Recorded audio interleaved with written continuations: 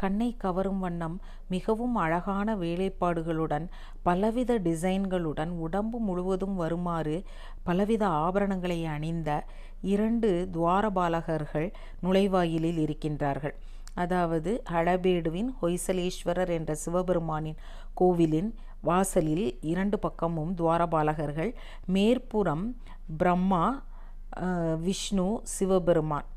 அதாவது காட் என்று பெயர் வருவதற்கு ஏற்ற மாதிரி generator Brahma, operator Vishnu, destroyer Sivan என்ற மும்மூர்த்திகளையும் கொண்டு அருகில் இரு பக்கமும் மகர மிருகத்தின் சிலைகள் உள்ளன. ஹொய்சலேஸ்வரரின் கற்பனை மிருகமான மகர மிருகம் 7 மிருகங்களின் பாகங்களை கொண்டு உள்ளது. மயிலின் தோகையையும் கொண்டுள்ளது. வேலூர் கோவிலிலும் இதே மிருகம் அங்கு உள்ள சிற்பங்களிலும் இருந்தது, மகர மிருகங்கள். ஆகவே இது மகர தோரணவாயில் என்று அழைக்கப்படுகின்றது. அருகிலேயே நர்த்தன விநாயகர் இருக்கின்றார்.